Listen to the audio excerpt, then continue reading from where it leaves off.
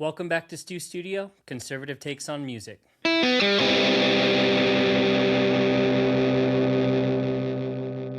There's not much going on in the world of music news lately, so I'm going to take this chance to make the case for skipping children's music in parenting entirely. This is a decision that my wife and I made a long time ago, that we are not going to listen to kids' music in our house. There will be no Wheels on the Bus, there will be no Itsy Bitsy Spider, and there will definitely be no Baby Shark. A lot of this is for our own sanity. We really just don't want to be listening to that music in our house. We both like good music and would like to play good music throughout the house, but listening to children's music is a choice. It's something that parents put themselves through. Your kid isn't born yearning to hear Wheels on the Bus. They're going to develop a taste for whatever you expose them to. So in our case, the very first song our son ever heard on the way home from the hospital was Learning to Fly by Tom Petty. We had a whole playlist, I think exclusively of Tom Petty for that drive. And I think we used the same playlist for my daughter. And when they were screaming and crying as infants in the middle of the night, we used anything from Billy Joel's Lullaby to Cannibal Corpse to calm them down. I first realized that heavy metal and hardcore would help a baby calm down when my son was just screaming and crying in the back seat and nothing worked.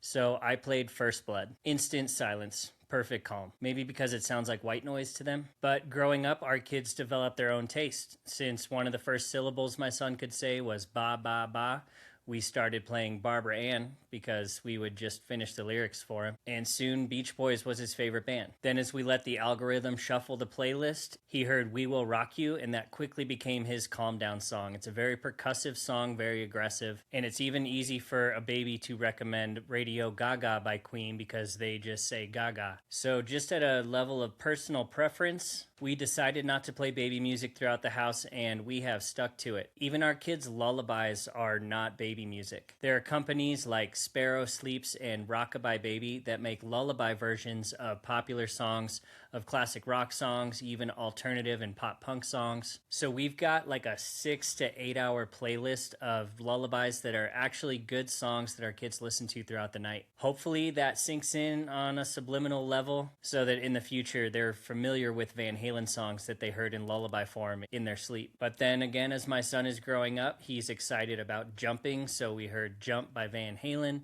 or he flies really high on the swings, so we listened to Fly Like an Eagle by Steve Miller Band. There are still some Disney songs like Hakuna Matata and Everybody Wants to Be a Cat that make their way into the playlist, but real effort was put into those songs. And they're rather nostalgic on my part too, so I don't mind them. Maybe the most child-pandering songs we listen to are off of the Cars soundtrack, but that's still Life is a Highway, which is one of the greatest songs ever written. The Rascal Flatts version, not the Chris Ledoux or the Tom Cochrane. And there's some Sheryl Crow and some Dan Auerbach and even some Weezer in there. So we really don't mind it. And as long as you're able to relate songs to something going on in your kid's life, you can introduce new music that you want to listen to or steer their taste in a direction that caters to your taste as well. Like we were leaving a car show and I wanted to listen to White Lightning by George Jones, so I got my kid into White Lightning, kind of relating it to Lightning McQueen. Now that's also one of his most requested songs. So even aside from just not wanting to hear it, it's actually beneficial for your kid not to listen to baby music. In the last 20 and 30 years, there have been multiple studies on what gets kids' ears and what catchy melodies they can put into songs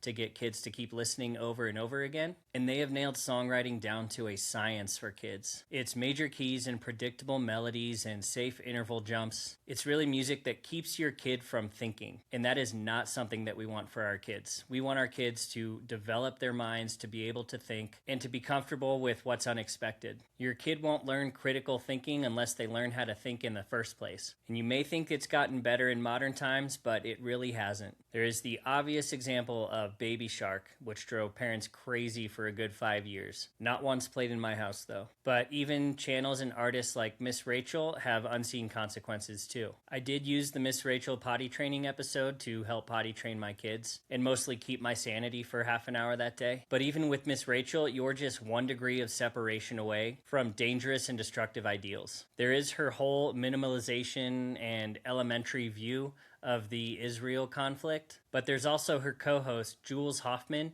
who is outspokenly, I think, non-binary, and she also writes her own kids' music, which is likely to appear on the next videos in the playlist on YouTube. So if your kid is watching Miss Rachel, they are just 1 click away from learning about being non-binary and bullshit gender science. Now, assuming you don't want your kid to be part of a 40% suicide demographic, you probably don't want your kid watching stuff like that. And with CoComelon, there are many substantial claims that they have done studies with little kids to decide when they're going to do a jump cut, putting a nature scene on one screen and CoComelon on the other. And once the kid looks to the nature scene, that's where they need to make a jump cut. That kind of stuff will get your kid's attention, but it will damage their attention span for the rest of their life in their most pivotal developmental years. And again, the songs put into CoComelon are no different. They are specifically designed to keep your kid's attention and keep their brain from working hard at all. And I know that rock stars are no role models for kids themselves. Like, I don't think I'll be telling my son the history of Van Halen or David Lee Roth's sex habits anytime soon, or what happened to his favorite singer Freddie Mercury, but those are also things that they're going to learn eventually anyway, whether or not they listen to that music. So in the meantime, as they're growing up, I'm just going to enjoy the moments that they request Radio Gaga instead of Baby Shark, and they calm down quicker from Ramallah than they do from Wheels on the Bus. But hopefully this helps you going forward as a parent yourself. That's it for now. Thanks for watching this week's episode of Stu Studio, and remember, Jesus loves you.